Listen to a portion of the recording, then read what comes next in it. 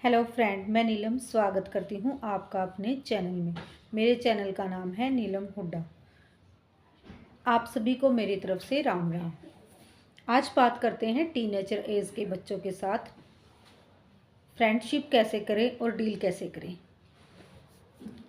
मैं सोचती हूँ कि जितनी मेहनत बच्चे को एक दिन से लेके 15 साल तक लगती है ना, उससे 3 गुना ज़्यादा मेहनत उस बच्चे में लग जाती है जो 15 साल से लेके 19 साल तक का हो। इतना ही संभाल सकते हैं। उसके बाद बच्चे की सोच और बच्चा सोचने के लायक हो जाता है, चाहे वो लड़का हो चाहे लड़की हो।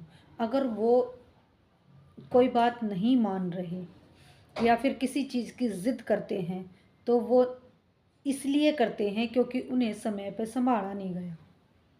हाँ जी, इसीलिए ही करते हैं। मेरा ये मानना है कि बच्चों को टाइम टू टाइम संभालना चाहिए। उनकी लाइफ में क्या चल रहा है ये पूछना चाहिए। हमें उनके साथ तालमेल बिठा के रखना चाहिए। इस एज में हम बच्चों को ज़्यादा डांटेंगे या फिर गुस्सा करेंगे तो वो हमारी बात नहीं सुनेंगे, क्योंकि आज वो भी हमारे बराबर के हो चुके हैं। 10 साल से लेके 11 8 साल से लेके 12 साल तक के बच्चे को आप डांट सकते हो, मार सकते हो, गुस्सा कर सकते हो, लेकिन इसके बाद जब 15 साल का बच्चा हो जाता है तो वो एकदम से उसको ऐसे लगता है कि जैसे वो बिल्कुल बड़ा हो गया, उसको सब कुछ पता है और घर वालों को कुछ नहीं पता होता। उसका यह मानना होता है कि घर वाले बेवकूफ़ हैं, इन्हें कुछ नहीं पता, मुझे सब कुछ पता है।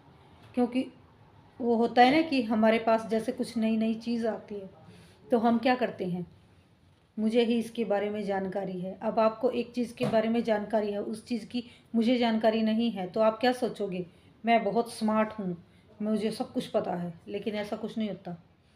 इन्हें लगता है सब कुछ पता है, लेकिन इन्हें कुछ भी नहीं पता होता। इस उम्र में इनके फ्रेंडशिप किसके साथ है, दोस्ती ये किस बच्चे के साथ कर रहे हैं, वो ज़रूर ध्यान रखें। सबसे ज़्यादा ज़रूरी है कि ये किस तरह के दोस्त बनाते हैं। अगर हम इनके दोस्त बनेंगे तो ये बाहर दोस्ती हमें हर प्रकार की जानकारी देंगे कि मम्मी ये हमारे दोस्त हैं, ये हमारे साथ हो रहा है, ये नहीं हो रहा। अगर हम इनके साथ तालमेल नहीं बिठाएंगे, हम इन्हें इस एज में इनके साथ फ्रेंड्स नहीं बन के रहेंगे, तो मुझे नहीं लगता कि वो बच्चे आगे चल के फिर हमें कुछ भी बताएंगे। इसीलिए इस उम्र में सबसे ज़रूरी है बच्चों के साथ फ्रेंडशिप करना। हाँ जी, क्योंकि अब उन्हें पेरेंट्स की ज़रूरत नहीं है, एक दोस्त की ज़रूरत है। बच्चे को वो टाइम टू टाइम अपनी ज़रूरतें बदलता रहता है बच्चा। अब आगे जाके फिर अपने पार्टनर में वो चीज़ें ढूंढने लगेगा वो उसके बाद। तो हमें बच्चे को इस तरह से समझाना है, ना तो उसे बुरा लगे, ना ही हमें मिसबिहेव तो हमें भूल के भी नहीं करना है। इस उम्र में बच्चों के साथ उनके पास बैठेंगे, उनकी प्रॉब्लम सुनेंगे, तो वो हमें अपनी प्रॉब्लम सुनाएंगे। एकदम से हम उन्हें ऑर्डर देंगे, इस उम्र में बच्चों को ऑर्डर नहीं दिए जाते, वो मानते भी नहीं हैं। आज कोई बच्चा डर के मान रहा है, ये बता दें, अब भाई मेरे बच्चे सारी बातें मानते हैं, मैंने ये कह दिया यहाँ बैठ जा, तो वो यहाँ बैठ तो जाएगा, लेकिन वो हमें कुछ नहीं बताएगा और ना ही हमारी बात कभी सुनेगा।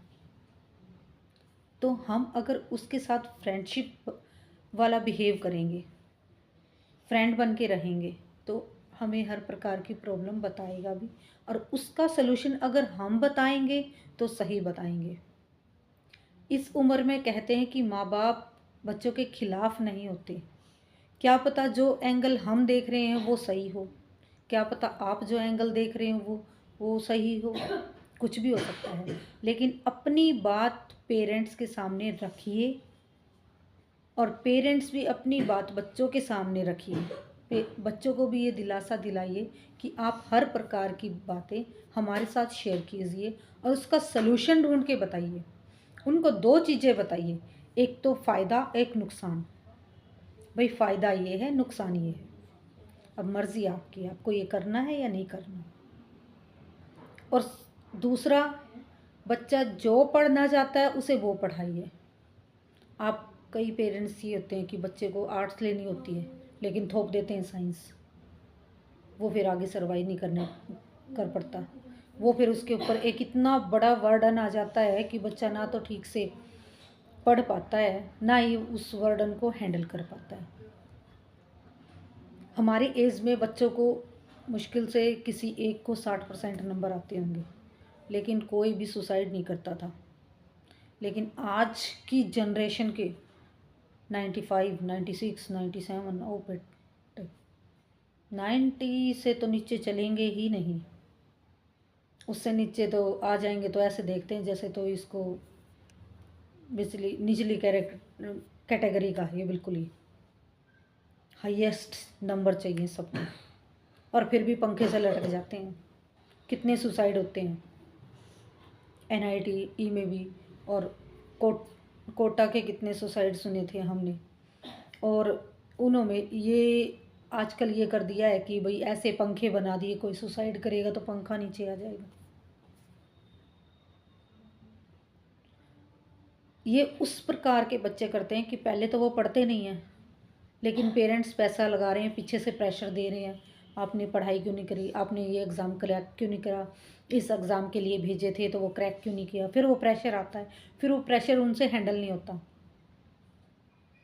तो बच्चा जो करना चाहता है उसे वो करने दीजिए, लेकिन उसे टाइम टू टाइम बताते रहिए कि आपके फ्यूचर के लिए ये अच्छा है, ये अच्छा नहीं है। Time to time.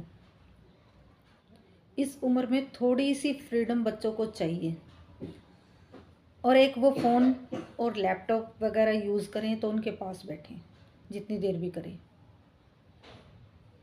12th से पहले बच्चों को अपना मोबाइल ना दें।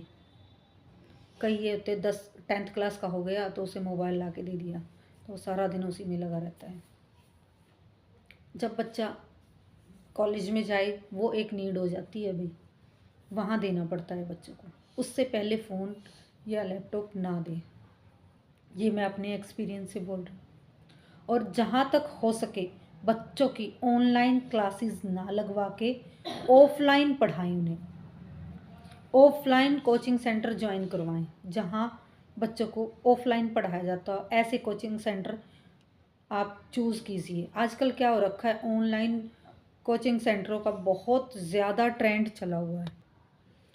ऑनलाइन कोचिंग सेंटरों का बहुत ट्रेंड चला हुआ है, लेकिन उसमें जो पढ़ने वाले होते हैं वो ऑनलाइन भी पढ़ लेते हैं, लेकिन उसका एक नुकसान भी है, क्योंकि उसमें अच्छे से बच्चे के वो क्या कहते हैं टेस्ट पेपर नहीं हो पाते, टेस्ट नहीं हो पाते, तो बच्चे को प्रैक्टिस करने में दिक्कत होती है। उसमें नॉलेज तो आ गई, अब ये कह दें कि नॉलेज आ गई तो भाई चलो उस बताओ अब आपको कैसे, हम मान लें कि आपको ये चीज़ आ गई तो उसका एग्ज़ाम देंगे या फिर उसका टेस्ट देंगे तभी तो पता चलेंगे ना हमें। ऑनलाइन क्लासेस में ये तो जहाँ तक हो सके बच्चों को 12th तक ऑफलाइन पढ़ाइए, ऑफलाइन कोचिंग सेंटर ज्वाइन करवाइए, ट्यूशन ज्वाइन करवाइए, जो कुछ भी करवाना है जितना हो सके आप ऑफलाइन करवाइए, उससे भी बहुत फ़र्क पड़ता है। और ऑनलाइन बच्चा पढ़ रहा है तो उसके पास बैठिए।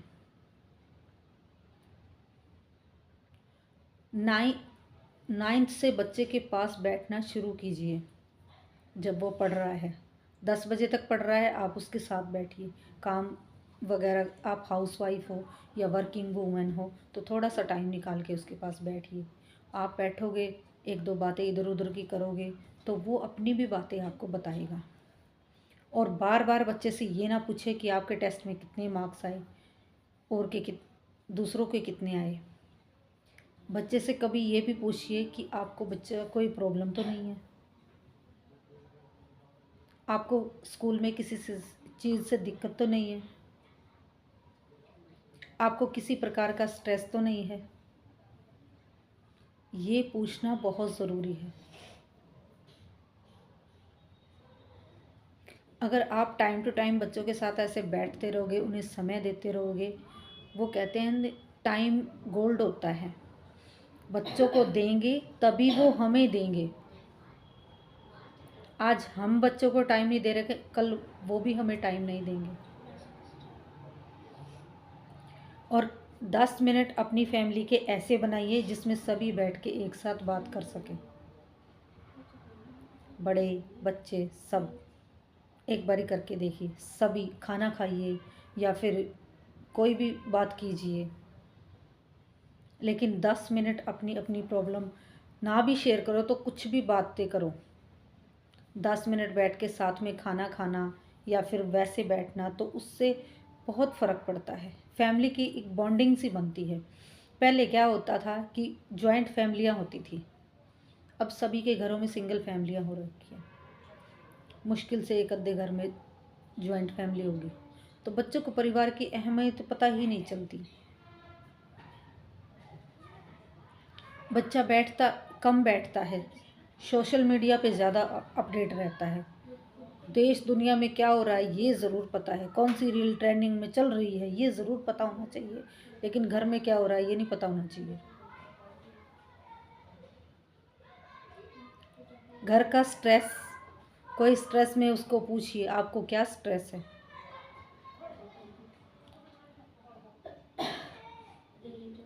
ये बहुत कॉमन बातें हैं, लेकिन अपने घर में एक बारी अप्लाई करके देखिए, अपनी फैमिली को टाइम दे के देखिए।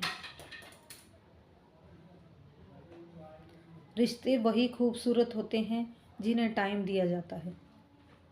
फिर लास्ट मोमेंट पे हम कह देते हैं कि बच्चे बिगड़ गए, बच्चे बिगड़ गए, क्योंकि कुछ गलतियां हमारी भी होती हैं, कुछ बच्चों की भी होती हैं। मैं तो ये नहीं कह सकती कि सभी बच्चे एक जैसे हैं।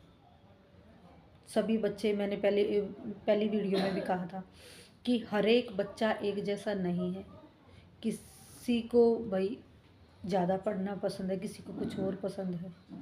भाई मेरे 3 बच्चे हैं, वो तीनों एक जैसे नहीं हैं, उनको तीनों के साथ अलग अलग डील करनी पड़ती है मुझे। एक तरीके से तो वो भी नहीं समझते, तो मैं कैसे कह दूँ कि सभी एक ही तरीके से समझ जाएंगे। लेकिन एक तरीका सबके साथ काम आता है कि बच्चों के साथ बैठना गुड टाइम होता है।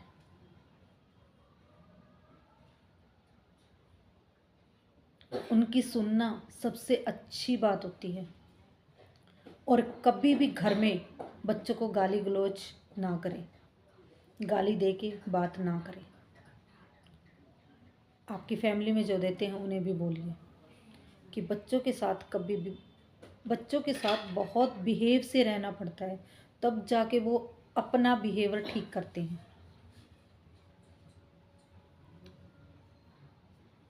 आज की जनरेशन बहुत फास्ट है, वो देख के बहुत कुछ सीखती है। सु, सुनाने से नहीं सीखती, इतना देख के ज़्यादा सीखती है वो।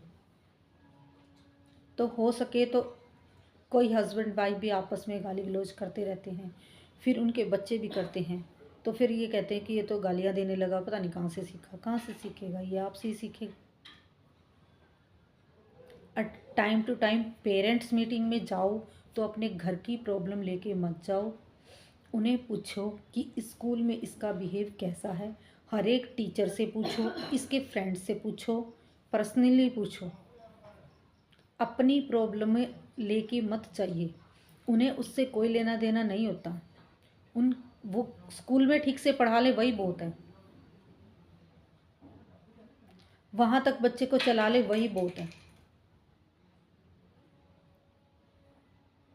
और अपनी घर की प्रॉब्लम में भी उसमें घुसेड़ोगे तो वो तो कोई सलूशन नहीं देंगे, उल्टा वो इरिटेट हो जाते हैं।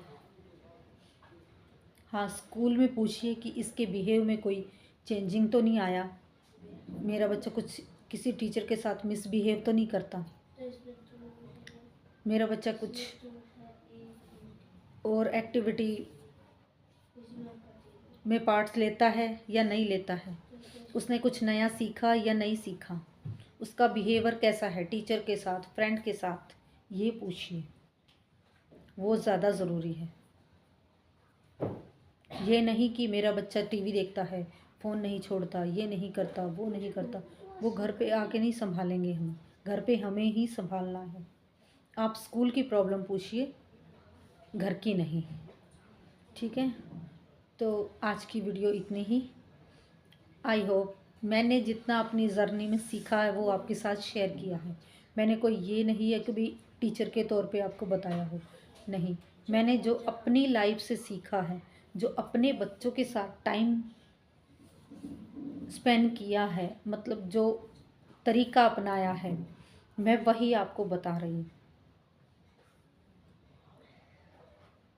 लेकिन ये तरीके मैंने आपको जो बताए वो बहुत काम आते हैं। आप अपने बच्चों पे एक बारी अप्लाई कीजिए। और एक और, कई बार ये होता है कि कई बार हस्बैंड वाइफ चिड़चिड़ करते हैं कि कहते हैं भी ये नहीं संभालता, वो नहीं संभालता।